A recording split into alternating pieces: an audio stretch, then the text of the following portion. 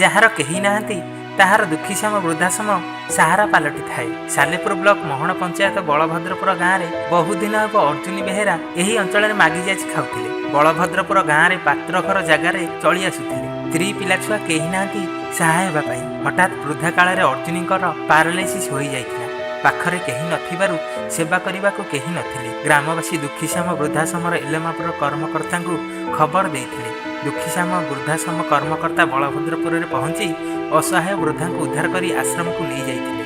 ଦୁଃଖୀଶ୍ୟାମ ବୃଦ୍ଧାଶ୍ରମକୁ ସରକାରୀ ଅର୍ଥ କିଛି ନ ମିଳିଲେ ବି ମାଗିଯାଚି କର୍ମକର୍ତ୍ତା 18 ଜଣରୁ ଉର୍ଦ୍ଧ୍ୱ ଅସହାୟ ଲୋକଙ୍କୁ ରଖି ସେବା କରୁଥିବାରୁ ଅଞ୍ଚଳବାସୀ ତାଙ୍କୁ କୃତଜ୍ଞତା ଜଣାଇଛନ୍ତି।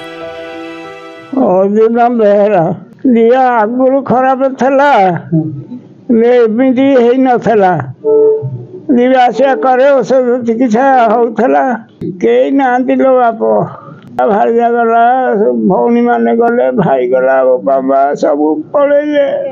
କେମିତି କଣ ଚଳୁଥିଲେ? ଦୁଃଖ ଦଶା କରି ଚଳେ, ଆଉ କଣ କରି।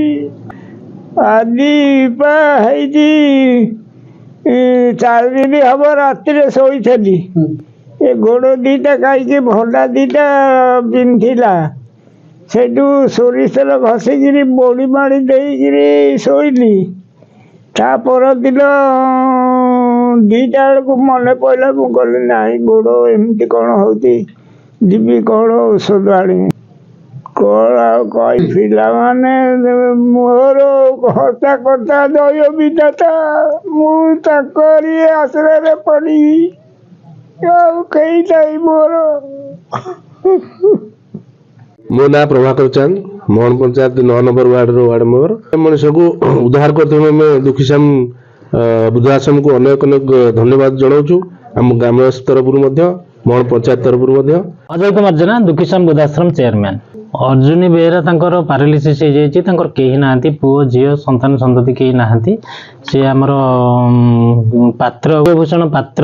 ଆର୍ଯ୍ୟଭୂଷଣ ପାତ୍ର ଭାଇ ଆମକୁ ଫୋନ୍ କରିଥିଲେ, କହିଲେ ଆସନ୍ତୁ ଟିକେ ସହଯୋଗର ହାତ ପଡ଼ାନ୍ତୁ। ମୁଁ ଆସିଛି ନେବା ପାଇଁ। ଆଉ ଦାସ, ବଳଭଦ୍ରପୁରର ଗ୍ରାମବାସୀ। ଥୟ ମଣିଷ କହିଲେ ଆଙ୍କର କେହି ନାହାନ୍ତି।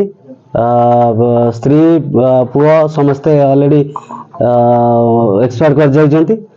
ଆଉ ଇଏ ବୋଧେ ଆଗରୁ ଯାହା ଚଳପ୍ରଚଳ ହଉଥିଲେ ଏବେ ପଡ଼ିଯାଇଛନ୍ତି। ତାଙ୍କୁ କେହି ଏ ଗ୍ରାମବାସୀ କିଛି ସହଯୋଗ କରନ୍ତି, ଆସନ୍ତି, ତାଙ୍କୁ ଉଠାନ୍ତି। କିନ୍ତୁ ଏବେ ଯେଉଁ ପରିସ୍ଥିତି, ଆଉ ଏଠି ରଖିବାଟା ସମ୍ଭବ ନୁହେଁ, ଏକୁଟିଆ ରହୁଛନ୍ତି।